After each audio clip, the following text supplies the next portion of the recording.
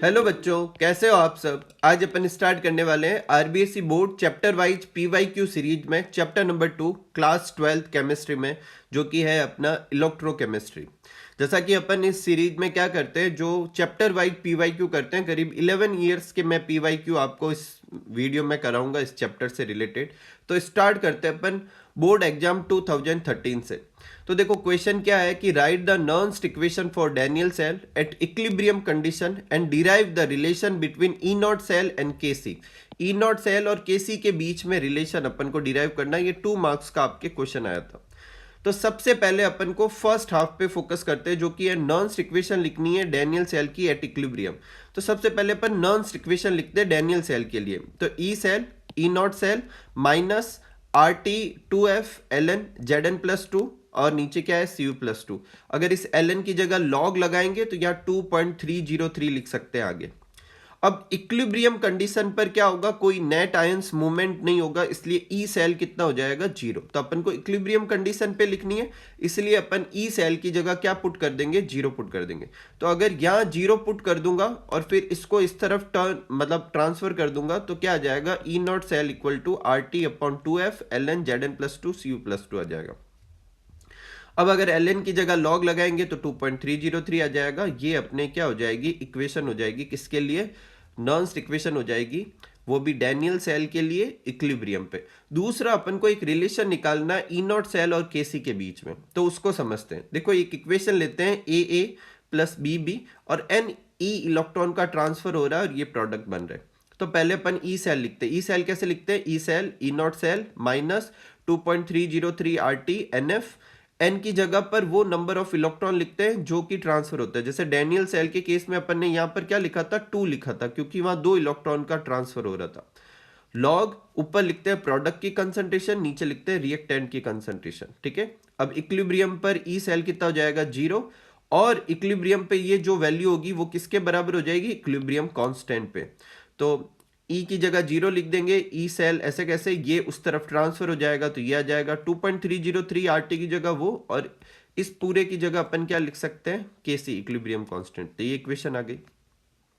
अगर यही इक्वेशन मुझे नॉन्स इक्वेशन के लिए करनी होती है, एग्जाम में पूछ लेता, थोड़ा मैं एक्स्ट्रा करवा रहा हूँ यहाँ पर, तो इस क्वेश्चन से एक्स्ट्रा आपके सिलेबस में तो है, पर क्वेश्चन से एक्स्ट्रा है। मान लो जैसे केसी की वैल्यू निकालने को कह देता डैनियल सेल की, तो ई नॉट सेल जो होता है डैनियल सेल का कितना होता है 1.1, तो वो पुट कर देते हैं अपन।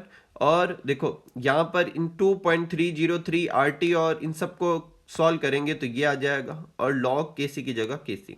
ठीक है। 1.1 इक्वल टू ये हो जाएगा लॉग के सी इक्वल टू 37.288। अब इससे अपन क्या निकाल लेंगे, एंटी लॉग निकालेंगे। एंटी लॉग निकालना देखो एकदम आसान है। ये 37 जो आ रहा है ये 10 की पावर में लगा दो, और पीछे क्या वैल्यू रह गई है 0.288, जो रफली अपने किसके बराबर हो जाएगी, लॉग 2 की वैल्यू के बराबर होती है। लॉग 2 की वैल्यू कितनी होती है 0.30, तो उसके आसपास है तो 2 लिख दिया, तो 2 इंटू 10⁻37 हो गया। नेक्स्ट है draw the label diagram of Daniell cell और write the half reaction oxidation reduction और इलेक्ट्रोड पे लिखनी है। तो ये डैनियल सेल का डायग्राम में एक तरफ Zn होता है ZnSO4 में, एक तरफ Cu होता है CuSO4 के अंदर, फिर बीच में सॉल्ट ब्रिज लगा होता है।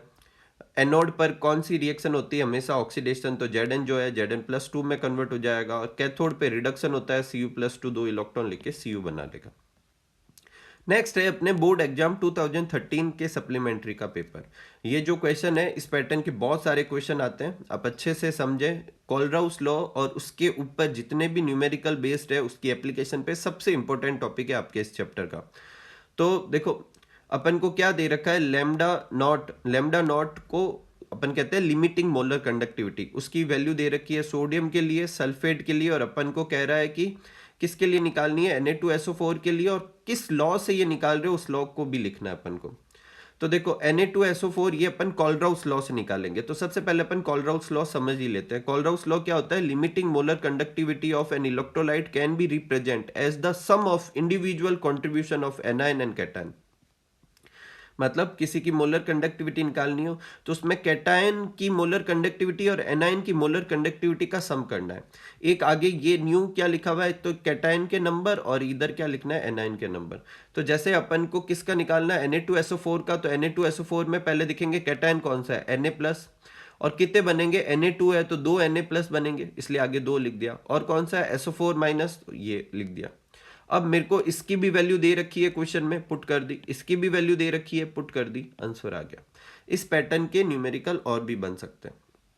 नेक्स्ट है draw the label diagram of fuel cell. अगर सेकंड इस चैप्टर में बहुत इंपॉर्टेंट क्वेश्चन कोई है तो वो है अपने फ्यूल सेल और फ्यूल सेल से रिलेटेड। हालांकि लास्ट ईयर भी फ्यूल सेल से क्वेश्चन आया, पर स्टिल कुछ ना कुछ पूछ सकते हैं, ठीक है। तो इस जो अपन ये पूरा वीडियो करेंगे इसमें फ्यूल सेल के ऑलमोस्ट सारे क्वेश्चन तैयार हो जाएंगे, तो अच्छे से फोकस करें। तो एक तो फ्यूल सेल का अपन को डायग्राम याद रखना है। इसमें देखो 2 कार्बन इलेक्ट्रोड होते हैं, ठीक है, और एक तरफ एनोड पर अपन H2 गैस पास करते हैं, कैथोड पर अपन Cu2 गैस पास करते हैं।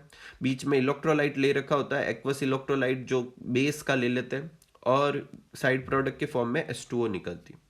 अब एनोड पे रिएक्शन क्या होती है, 2H2 4OH- 4H2 और 4 इलेक्ट्रॉन। मेन मुद्दा है कि ये इलेक्ट्रॉन रिलीज कर रहा है, मतलब यहाँ ऑक्सीडेशन हो रहा है। और कैथोड पे जो ऑक्सीजन अपन रिलीज कर रहे थे वो O2 और 2H2O 4 इलेक्ट्रॉन गेन करके 4OH- बना लेगी। ओवरऑल रिएक्शन देखेंगे तो 4OH- से 4OH- कट हो जाएंगे, 4 इलेक्ट्रॉन से 4 इलेक्ट्रॉन कट हो जाएंगे, 2H2O से 4H2O कट के 2H2O बन जाएगा। तो इस तरफ सिर्फ 2H2O बचा, इस तरफ 2H2 + O2 बच गया। यूजेज क्या है अपने इसके, अपने क्या कहते हैं, फ्यूल सेल के। तो फ्यूल सेल से देखो इलेक्ट्रिसिटी तो जनरेट कर ही सकते हैं, साथ में जो ये वेपर निकलती है इसको कंडेंस करके इसे पानी की तरह भी इस्तेमाल कर सकते हैं।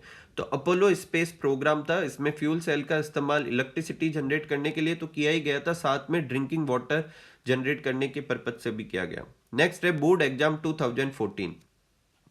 तो right the complete chemical reaction of rusting of iron. Rusting of iron की कंप्लीट केमिकल रिएक्शन लिखनी है, तो ये कंप्लीट केमिकल रिएक्शन है रस्टिंग ऑफ आयरन की। इसका E0 सेल भी याद कर लें, क्या पता पूछ ले। नेक्स्ट है give overall reaction of Daniell cell and write the mathematical expression of Nernst equation for it. तो ओवरऑल इक्वेशन लिखनी है डैनियल सेल की, तो अपन पहले एनोड पर लिखते हैं। एनोड पर क्या होगा, Zn+2 और 2 इलेक्ट्रॉन बनाएगा। कैथोड पे Cu+2 2 इलेक्ट्रॉन गेन करके Cu बनाएगा। 2 इलेक्ट्रॉन से 2 इलेक्ट्रॉन कट हो जाएंगे और ये ओवरऑल सेल रिएक्शन आ जाएगी। अब अपन को नॉन्स इक्वेशन लिखनी है, तो नॉन्स इक्वेशन अभी अपन ने देखी थी, E सेल फिर E0 सेल -RT2F ln, या फिर यहाँ 2.303 RT2F, और यहाँ लॉग भी लिख सकते हैं। ऊपर अपन कौन सा आयन लिखेंगे, जो प्रोडक्ट साइड में, जो कि ऊपर लिख दिया। नीचे कौन सा आयन लिखेंगे, जो रिएक्टेंट साइड में, ठीक है। तो ये नॉन्स इक्वेशन होगी डैनियल सेल के लिए। नेक्स्ट है can we store CuSO4 solution in iron vessel, explain how. Explain. तो देखो अगर अपन 10th स्टैंडर्ड, वैसे सेम आंसर है, आप सब जानते हैं, आयरन जो होता है वो कॉपर से ज़्यादा रिएक्टिव होता है। तो अगर इसको इसके अंदर कॉपर सल्फेट का सॉल्यूशन भरेंगे तो आयरन कॉपर सल्फेट सॉल्यूशन के साथ रिएक्ट करेगा, कॉपर को रिप्लेस कर देगा, और यहाँ क्या बन जाएगा, FeSO4 बन जाएगा। तो अपन उसके अंदर स्टोर नहीं कर सकते। अपन इसका आंसर थोड़ा अपने चैप्टर के हिसाब से लिखते हैं कि आयरन का जो रिडक्शन पोटेंशियल होता है वो कॉपर से कम होता है। उसका रिडक्शन पोटेंशियल कम होने की वजह से क्या होगा, वो खुद ऑक्सीडाइज आसानी से होगा और सामने वाले को रिड्यूस कर देगा। तो Cu+2 से क्या बना देगा, Cu, और खुद Fe+2 बनाएगा। इसका क्या मतलब है, रिएक्शन क्या हो जाएगी कि Fe जो है वो किसके साथ रिएक्शन करेगा, CuSO4 के साथ, और क्या बनने वाला है, FeSO4 बन जाएगा और Cu बन जाएगा। इसका मतलब जिस कंटेनर में आपने जो स्टोर किया वो तो रहा ही नहीं, इसलिए अपन स्टोर नहीं कर सकते। नेक्स्ट है कॉलराउस लॉ। कॉलराउस लॉ क्या होता है, तो अभी अपन ने ऊपर लिखा था वही कॉलराउस लॉ है, वापस लिख दिया मैंने, ठीक है। नेक्स्ट है एप्लीकेशन लिखनी है कॉलराउस लॉ की। तो कॉलराउस लॉ की देखो 2 एप्लीकेशन है, इसलिए मैंने यहाँ दोनों ही लिख दिए। ऐसे क्वेश्चन में एक पूछी है। एक कॉलराउस लॉ की एप्लीकेशन होती है कि आप किसी भी वीक इलेक्ट्रोलाइट की मोलर कंडक्टिविटी निकाल सकते हैं। कैसे निकाल सकते हैं, ध्यान से सुनना। जैसे CH3COH एक वीक इलेक्ट्रोलाइट है। अब इसकी निकालने का क्या तरीका, देखो CH3CO में आयन देखो कौन कौन से हैं। एक आयन होगा CH3COO- और एक आयन होगा H+। तो आपको एक स्ट्रॉन्ग इलेक्ट्रोलाइट लेना है जिसमें एनायन कौन सा होना चाहिए, CH3CO-, और एक स्ट्रॉन्ग इलेक्ट्रोलाइट लेना है जिसमें कैटायन कौन सा होना चाहिए, H+ होना चाहिए। तो अपन ने ये ले लिया, इसमें CH3CO- मिल जाएगा, और एक ये ले लिया, इसमें H+ मिल जाएगा। इन दोनों की मोलर कंडक्टिविटी का सम कर देंगे। लेकिन यहाँ दो आयन एक्स्ट्रा है, एक Na+ और एक Cl-, तो एक वो इलेक्ट्रोलाइट लेंगे जिसमें ये दोनों आयन आते हैं, तो कौन सा है NaCl, उसको माइनस कर देंगे।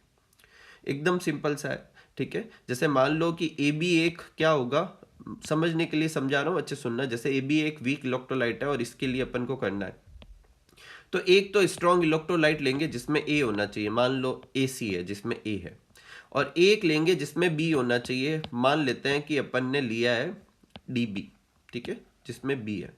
अब इन दोनों को तो सम करेंगे, एक्स्ट्रा क्या आ रहा है, C आ रहा है और यहाँ क्या आ रहा है D, तो एक अपन और लेंगे जिसमें DC, और उसको क्या करेंगे माइनस।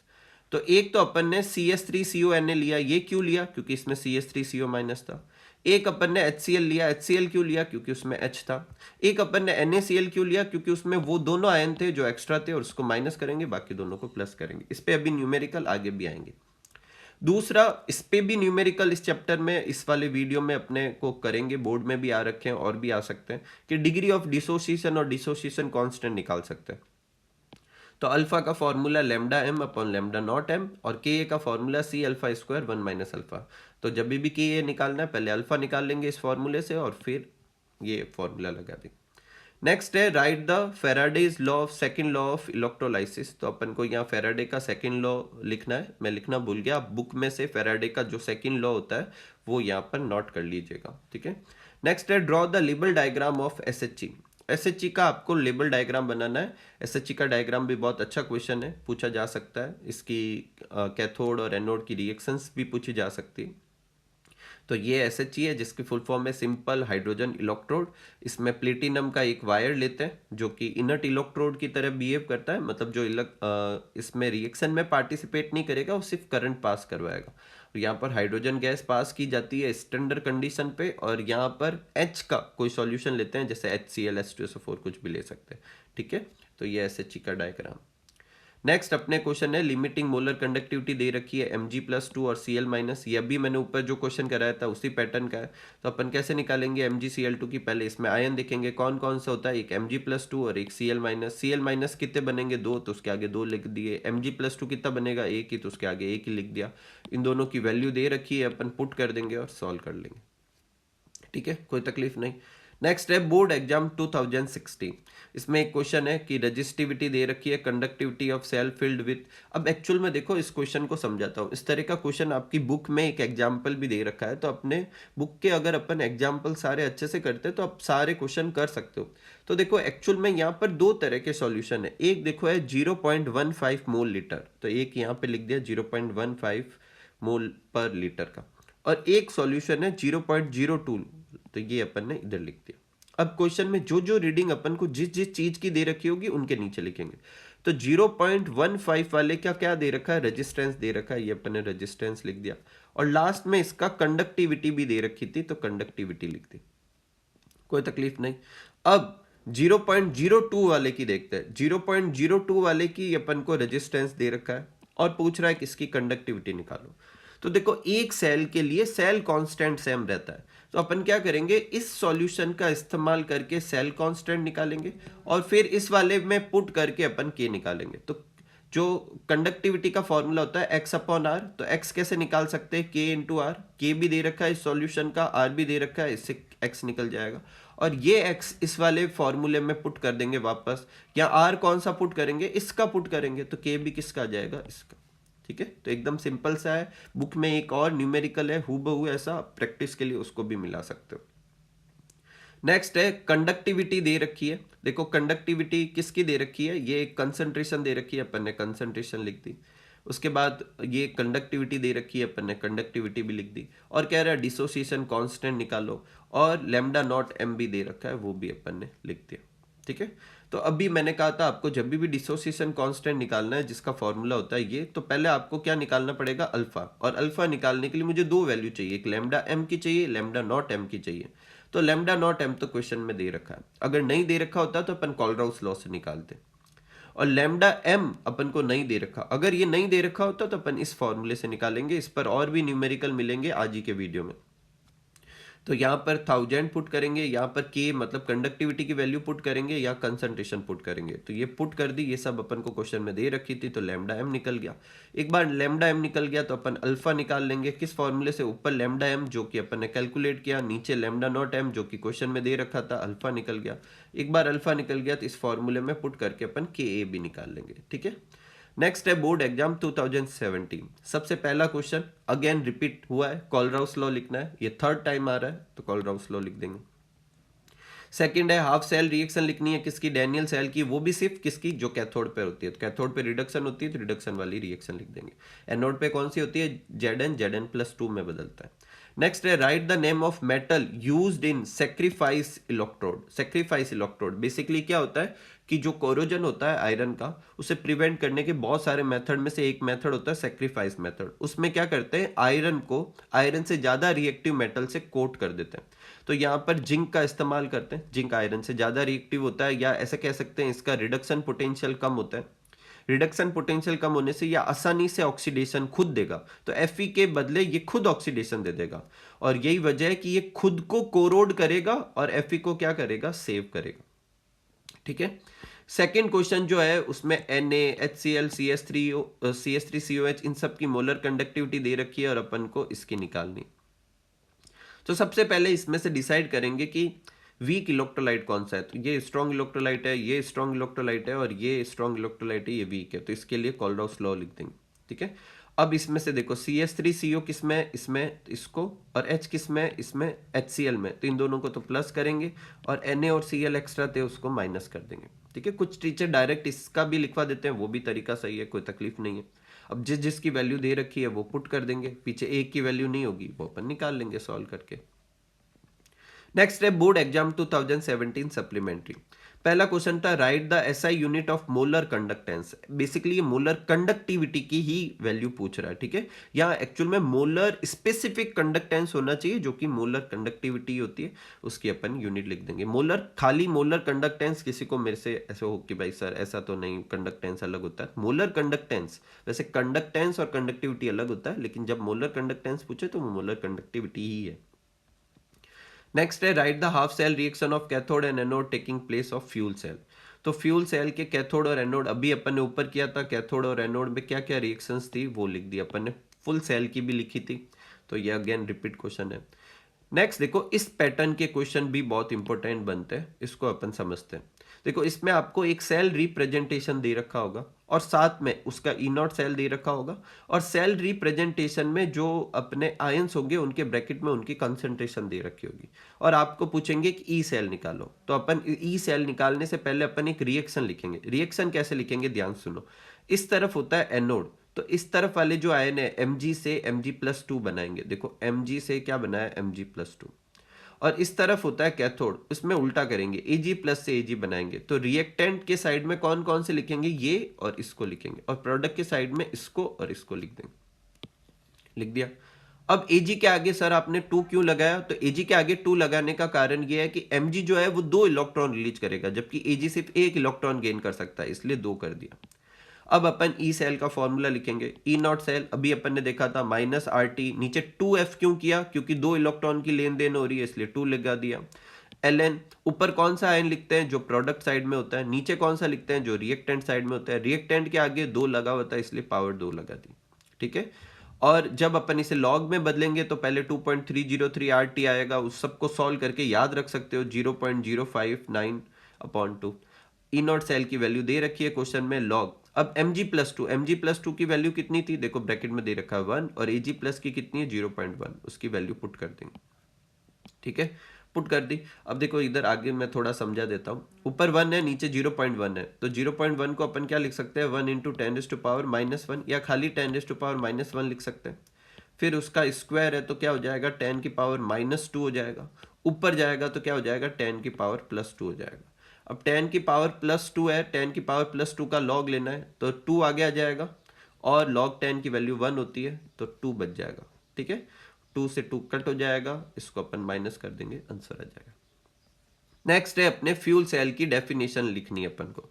तो फ्यूल सेल कौन से होते हैं, एक तरह के गैल्वेनिक सेल है, जो कि क्या करते हैं, फ्यूल के कंबसन से इलेक्ट्रिसिटी जनरेट करवाते हैं। हाइड्रोजन, मीथेन, मिथेनॉल, इनका कंबसन करवाएंगे, बेसिकली ऑक्सीडेशन करवाएंगे और उससे डायरेक्टली क्या करेंगे, इलेक्ट्रिक एनर्जी जनरेट करेंगे। अब डायरेक्टली वर्ड का क्या मतलब है, जनरली इन फ्यूल को जलाकर आप पहले हीट भी जनरेट कर सकते हो और हीट से भी इलेक्ट्रिसिटी जनरेट कर सकते हो, लेकिन यहाँ डायरेक्ट इलेक्ट्रिसिटी जनरेट होगी, ऐसे सेल को फ्यूल सेल कहते हैं। अपनी बुक में जो फ्यूल सेल दे रखा है वो हाइड्रोजन फ्यूल सेल है, हाइड्रोजन ऑक्सीजन फ्यूल सेल।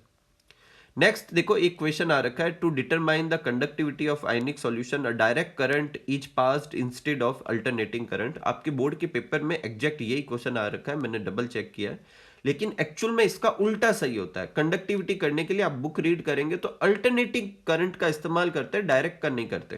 तो अपन इस क्वेश्चन के आंसर में लिखेंगे कि एक्चुअली अपोजिट इज ट्रू, और उसका कारण लिखेंगे कि क्योंकि जब डीसी पास करते हैं तो सॉल्यूशन का कंपोजिशन चेंज हो जाता है। एक तो वो इलेक्ट्रोलाइसिस करवा देता है और दूसरा पोलराइजेशन करवा देगा। पोलराइजेशन का क्या मतलब है, जैसे मान लो जब डायरेक्ट करंट अपन पास करते हैं तो एक तरफ क्या होगा प्लस और एक तरफ क्या होगा माइनस, तो इलेक्ट्रोलाइसिस से जो नेगेटिव आयन बनेंगे वो इधर आके इकट्ठा होने लगेंगे, पॉजिटिव इधर, तो थोड़ी देर बाद में कंपोजिशन भी चेंज हो जाएगा और फ्लो भी प्रॉब्लम होगी। एसी में डायरेक्ट लगातार पोलैरिटी क्या होती रहती है, चेंज होती रहती है, इसलिए एसी ऐसा इफेक्ट नहीं डालती। तो डीसी के केस में क्या प्रॉब्लम है, वो सॉल्यूशन का कंपोजिशन चेंज कर देती है, यही वजह डीसी का इस्तेमाल नहीं करते, एसी का इस्तेमाल करते हैं। सेकंड जो क्वेश्चन है वो अभी अपन ने ऊपर क्वेश्चन किया हु बहू वैसा का वैसा है, इसमें भी सेल रिप्रेजेंटेशन दे रखा है, ई नॉट सेल निकालना। तो सबसे पहले अपन क्वेश्चन में रिएक्शन लिखेंगे, कैसे लिखेंगे, मैंने क्या बताया था, Zn और Cu+2 इनको रिएक्टेंट के साइड में लिख दिया, Zn+2 और Cu जो है उनको इस तरफ लिख दिया। दो दो इलेक्ट्रॉन की लेन देन हो रही है और दोनों कोई अपन को आगे नंबर लगाने की जरूरत नहीं। फिर E cell, E not cell, RT2F2 क्यों लिखा, अगेन दो इलेक्ट्रॉन की लेन देन हो रही है, Ln ऊपर Zn+2 क्यों लिखा, प्रोडक्ट की तरफ वो है, नीचे Cu+2 क्यों लिखा, रिएक्टेंट की तरफ वो है। दोनों की कंसंट्रेशन पुट कर देंगे, सॉल्व करेंगे और इसका भी आंसर आ जाएगा।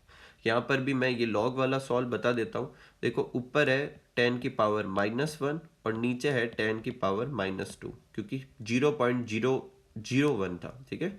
ये ऊपर जाएगा तो क्या हो जाएगा, 10⁻⁻1 और 10⁻+2 हो जाएगा। सॉल्व करेंगे तो 10 बच जाएगा और log 10 की वैल्यू कितनी होती है 1, तो ये तो पूरा हट गया। इसको सॉल्व करेंगे तो ये आ जाएगा, इसमें से माइनस कर देंगे।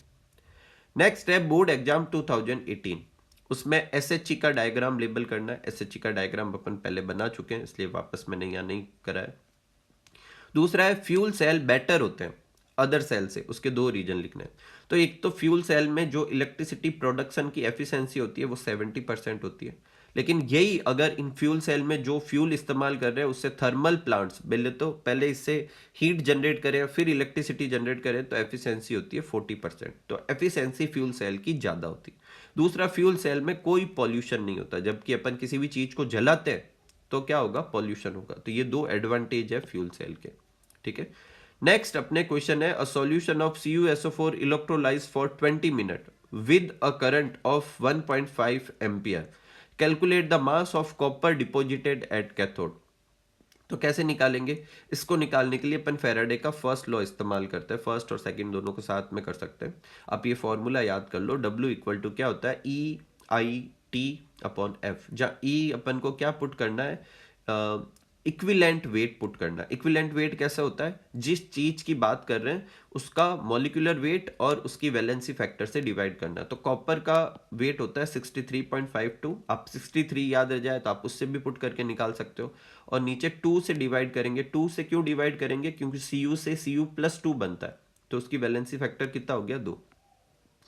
करंट की जगह करंट दे रखी थी 1.5 एम्पियर, वो पुट कर दिया, और टाइम की जगह 20 मिनट था तो 20 × 60 करेंगे तो सेकंड में हो जाएगा। नीचे F की जगह अपन फेराड जो होता है 96500 होता है, किसी को नहीं पता हो तो 1 मोल इलेक्ट्रॉन का जो चार्ज होता है उसे 96500 या फेराड कहते हैं। पुट करके सॉल्व करेंगे तो आंसर आ जाएगा। नेक्स्ट है 2018 सप्लीमेंट्री का क्वेश्चन, जिसमें है draw the neat and label diagram of dry cell. तो ये ड्राई सेल का एक डायग्राम बनाया हुआ है, जिसके बीच में एक कार्बन की इलेक्ट्रोड होती है जो कि कैथोड का काम करती है। उसके ऊपर मेटल की एक कैप होती है और उसके बाद क्या होता है, अंदर की तरफ एक पेस्ट होता है MnO2 और कार्बन ब्लैक और NH4Cl का पेस्ट होता है। उसके बाद जिंक का बाहर की तरफ एक कवर होता है, जिंक जो होता है यहाँ पर एनोड का काम करेगा। और सबसे ऊपर जो लेबलिंग वगैरह या एक गत्ता सा लगा देते हैं, अगर कमर्शियल सेल है तो उसके ऊपर उनकी ब्रांडिंग वगैरह हो जाती है। नेक्स्ट एक क्वेश्चन है, बहुत अच्छा क्वेश्चन है ये भी। On increasing dilute specific conductance जो होती है वो डिक्रीज होती है, बोले तो कंडक्टिविटी डिक्रीज होती है, जबकि मोलर कंडक्टिविटी इंक्रीज होती है। तो एक डिक्रीज हो रही है, एक इंक्रीज, ऐसा क्यों? तो स्पेसिफिक कंडक्टेंस या मोलर कंडक्टिविटी जो होती है वो बेसिकली क्या होती है कि एक यूनिट वॉल्यूम में कितने आयन्स है उनका जो कंडक्टेंस होगा वो क्या शो करता है, कंडक्टिविटी। तो मान लो एक यूनिट वॉल्यूम में, मान लेते हैं कि एक यूनिट वॉल्यूम में 10 आयन है, ठीक है। अब जैसे ही इसे डाइल्यूट करेंगे, मान लो कि 2 लीटर कर दिया एक की जगह, तो एक में 10 आयन थे तो 2 लीटर करेंगे। तो देखो इसको अच्छे से समझाता हूँ, एक बार समझना। देखो ये एक सॉल्यूशन है जो 1 लीटर है, और समझने के लिए, सिंप्लिसिटी के लिए, इसमें 10 आयन्स है। अब इसमें मैंने 1 लीटर पानी और मिला दिया, तो आयन्स तो अभी भी 10 ही है, लेकिन वॉल्यूम कितना हो गया, 2 लीटर। तो 1 लीटर पर कितना होगा, 5 हो गया, क्योंकि 2 लीटर में 10 है तो 1 लीटर में 5। पहले 1 लीटर में कितना था, 10, तो घट रहा है ना, इसलिए मोलर कंडक्टिविटी, सॉरी कंडक्टिविटी, खाली कंडक्टिविटी घटती है। तो when we dilute number of ion पर यूनिट वॉल्यूम, एक्चुअल आयन पे कोई फर्क नहीं पड़ा, पहले भी 10 थे बाद में भी 10 थे, लेकिन पहले 10 था 1 लीटर में, बाद में 10 हो गए 2 लीटर में, तो 1 लीटर में कितने हो गए, 5। तो नंबर ऑफ आयन्स पर यूनिट वॉल्यूम वो डिक्रीज होते हैं, जिससे स्पेसिफिक कंडक्टेंस या मोलर सॉरी कंडक्टिविटी डिक्रीज होती है। अब मोलर कंडक्टिविटी में क्या समस्या है, तो मोलर कंडक्टिविटी का फॉर्मूला होता है ये, इसमें ये है कंडक्टिविटी और ये है वी। डाइल्यूट करने पर के घटता है, अभी अपन ने कारण देखा है, और वी बढ़ेगा, वी तो वॉल्यूम में बढ़ेगा, और वी के बढ़ने का इफेक्ट ज्यादा होता है, इस वजह से ओवरऑल लैम्डा एम बढ़ता है। इसको आप ऐसे भी लिख सकते हो, when we dilute total volume of solution containing 1 mole of electrolyte, वो बढ़ता है, इस वजह से मोलर कंडक्टिविटी बढ़ती है, ठीक है।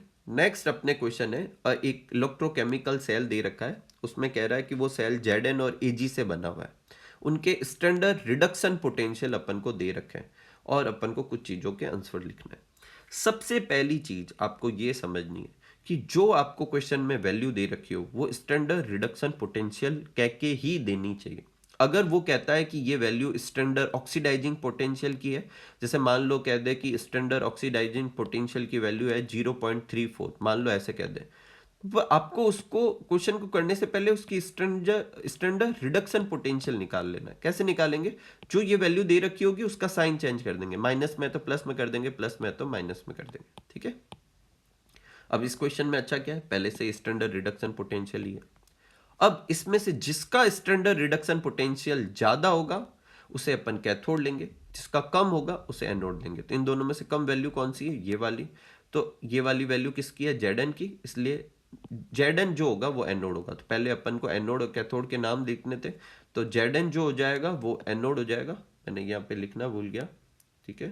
तो आप यहाँ पर लिख देते हैं, Zn जो है वो क्या हो जाएगा, एनोड, और कॉपर वाला जो हो जाएगा वो क्या हो जाएगा, कैथोड हो जाएगा, ठीक है। कोई तकलीफ नहीं इसमें।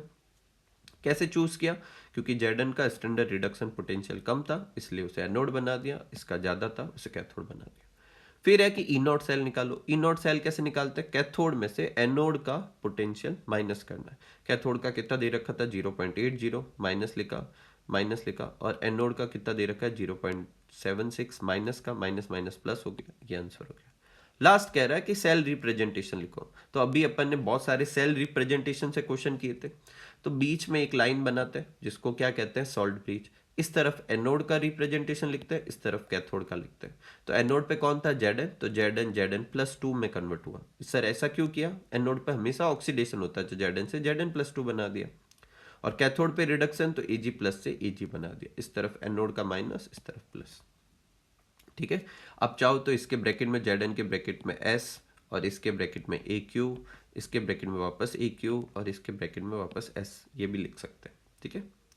नेक्स्ट है the conductivity of 0.10 m solution of KCl, वो दे रखी है, मोलर कंडक्टिविटी निकालनी। अभी अपन ने पीछे एक क्वेश्चन किया था जहां लैम्डा m नहीं दे रखा था बीच में, और अपन ने निकाला था। कैसे निकालेंगे? K इंटू 1000/m करेंगे।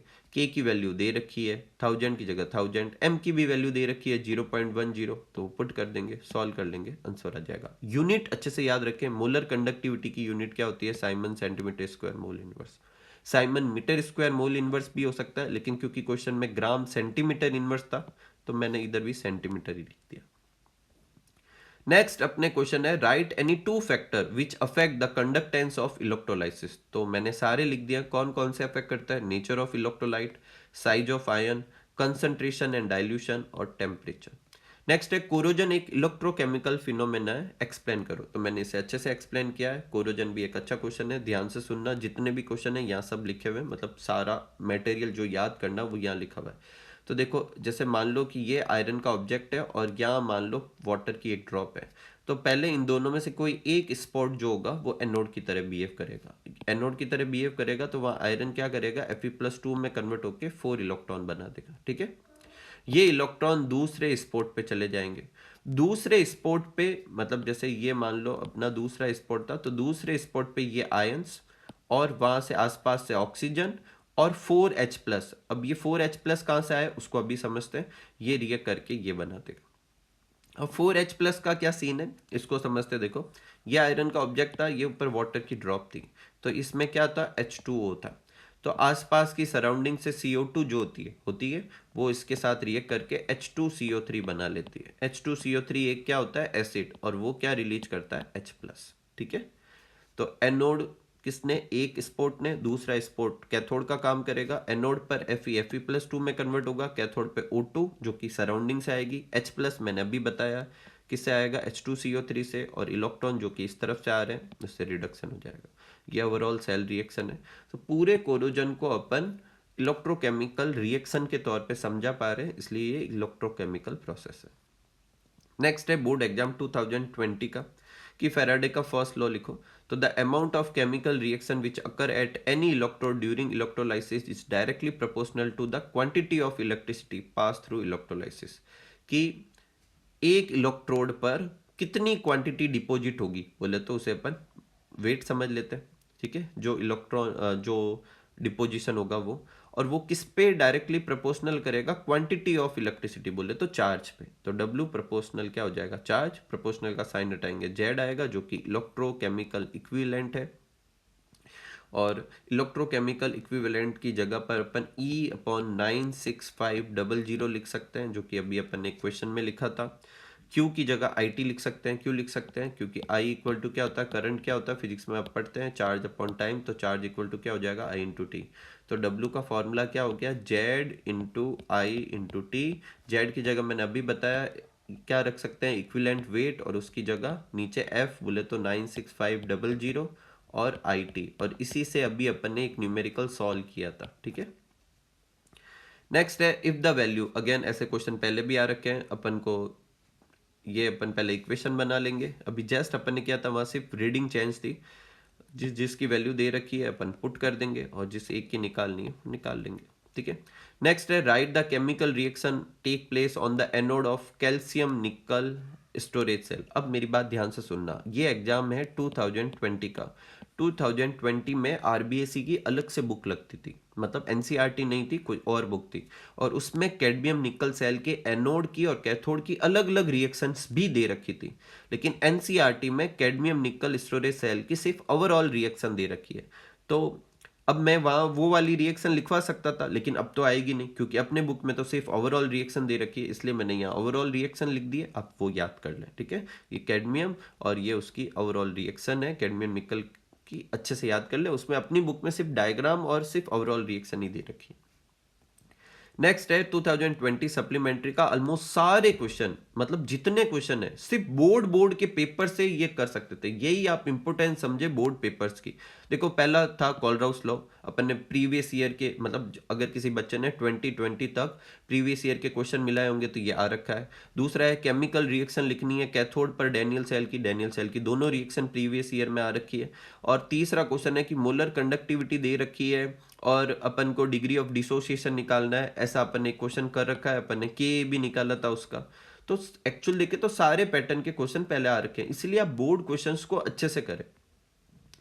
तो ये दोनों के तो मैंने आंसर लिखे नहीं है, वापस इसको न्यूमेरिकल था तो वापस कर लेते हैं। लैम्डा नॉट एम लिखा हुआ है बोले तो अब देखो एक आप पूछोगे कि कहीं तो लैम्डा नॉट लिखते हैं कहीं लैम्डा इन्फाइनाइट लिखते हैं, तो एक्चुअल में अगर आप कंसंट्रेशन के हिसाब से देखो तो जीरो कंसंट्रेशन और डाइल्यूशन के हिसाब से देखो तो इन्फाइनाइट डाइल्यूशन है, और दोनों को ही लिमिटिंग मोलर कंडक्टिविटी कहते हैं। ठीक है, तो ये वैल्यू दे रखी थी, अपन ने इस फॉर्मूले में पुट कर दी और सॉल्व कर लिया। नेक्स्ट है 2021। अब मेरी बात ध्यान से सुनना, जब मैंने चैप्टर नंबर 1 का 2020 ये करवाया था तो मैंने आपको बोले थे 2021 में कोई पेपर हुए ही नहीं थे, कोरोना की वजह से कैंसिल हो गए। लेकिन अभी रिसेंटली आरबीएसई ने अपनी बोर्ड पर 2021 का पेपर भी अपडेट किया है, माइट भी उन्होंने पेपर बनाया हो और उस वजह से उन्होंने पेपर अपडेट कर दिया, हालांकि उस साल एग्जाम नहीं हुआ। तो अब मेरे पास पेपर है तो मैं उस ईयर के भी क्वेश्चंस लिखवा देता हूँ। तो the unit of specific conductance पूछा गया था जो कि साइमन पर मीटर या साइमन पर सेंटीमीटर लिख सकते हो। दूसरा क्वेश्चन आया है अपने कि केमिकल इक्वेशन लिखनी है जो कि एनोड पर होती है कोरोजन में। अभी अपन ने कोरोजन पूरा समझा, यहाँ पर सिर्फ एनोड वाली लिखती है।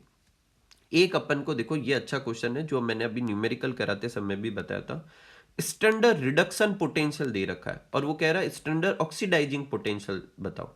तो ये एक दूसरे में वैल्यू सेम होती है, बस साइन चेंज हो जाता है। तो यह -0.76 था, अपन +0.76 कर देंगे।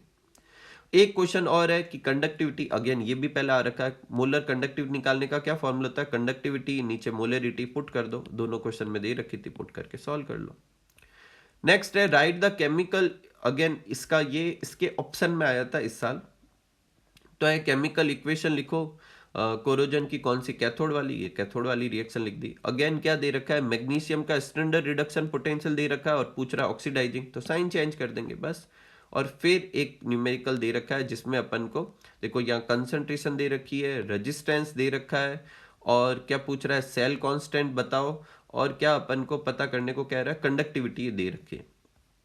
तो ये तो वो रिडक्शन वाला था, अपन को कंसंट्रेशन दे रखी थी, आर दे रखा था, के दे रखा था और सेल कांस्टेंट निकालना है। तो के का फॉर्मूला क्या होता है, कंडक्टिविटी का एक फॉर्मूला ये भी होता है जी जी स्टार। तो जी स्टार क्या हो जाएगा, के अपॉन जी। के की वैल्यू क्वेश्चन में दे रखी है, जी जो होता है वो दे नहीं रखा, जी होता है कंडक्टेंस, लेकिन उसकी जगह रेजिस्टेंस दे रखा है, तो 1 अपॉन रेजिस्टेंस क्या हो जाएगा, कंडक्टेंस, पुट कर देंगे आंसर आ जाएगा। 2022 में पेपर तो हुआ था लेकिन 2022 में सिलेबस रिड्यूस हुआ था, और उस साल के सिलेबस रिड्यूस में इलेक्ट्रोकेमिस्ट्री नहीं था, यही वजह है कि उस साल इलेक्ट्रोकेमिस्ट्री से कोई क्वेश्चन नहीं पूछा गया।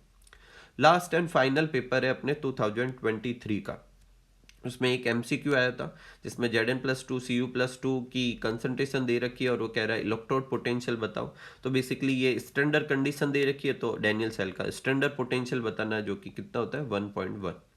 सेकेंड क्वेश्चन था कि स्ट्रक्चर ऑफ फ्यूल सेल, अब फ्यूल सेल का स्ट्रक्चर समझाना है, तो उसमें अपन एक तो लिखेंगे कि जो इलेक्ट्रोड्स है वो देखो डायग्राम तो ये है ही है, तो इसमें इन दोनों इलेक्ट्रोड के बारे में लिख देंगे। क्या लिखेंगे, इलेक्ट्रोड जो है इनर्ट है, मतलब ये खुद रिएक्शन में पार्टिसिपेट नहीं करेंगे, ये सिर्फ करंट पास करेंगे, जबकि डैनियल सेल में Zn और कॉपर जो है इलेक्ट्रोड भी है और रिएक्शन में पार्टिसिपेट भी करते हैं, तो वो एक्टिव इलेक्ट्रोड है, ये इनर्ट इलेक्ट्रोड है। किसका बना होता है, कार्बन का और पोरस है। इसमें प्लेटिनम और पैलेडियम भी लेते हैं ताकि कैटलिस्ट की तरह काम करे। एनोड वाली जगह पर H2 पास करते हैं, कैथोड वाली जगह पर O2 पास करते हैं। इलेक्ट्रोलाइट के फॉर्म में क्या लेते हैं, NaOH का सॉल्यूशन लेते हैं। फिर रिएक्शंस लिख देंगे अपन, और एक पूछा है कि डायग्राम बताओ, तो ये अपना क्या हो जाएगा, फ्यूल सेल का डायग्राम। और इस तरीके से अपन ने इस चैप्टर के 11 ईयर्स के क्वेश्चन जो है अच्छे से किए। मिलते हैं अगले वीडियो में जिसमें अपन नेक्स्ट चैप्टर जो कि केमिकल काइनेटिक्स होगा उसके 11 ईयर्स के क्वेश्चंस करेंगे। आप इन क्वेश्चंस को अच्छे से प्रैक्टिस कीजिए, और इलेक्ट्रोकेमिस्ट्री के केस में मेरा ऐसा मानना है कि इस चैप्टर के केस में आप अगर पेपर अच्छे से करते हो तो बहुत ज़्यादा चांसेज है कि आपके इन पेपर में से ही आप इस बार बोर्ड के क्वेश्चंस कर पाएंगे। फिर भी एक आप बुक पूरे अच्छे से तैयार जरूर करें। तो मिलते हैं अगले वीडियो में, तब तक आप सब लोग खूब सारा हार्डवर्क कीजिए, खूब खुश रहिए, खूब मस्त रहिए। Thank you for watching.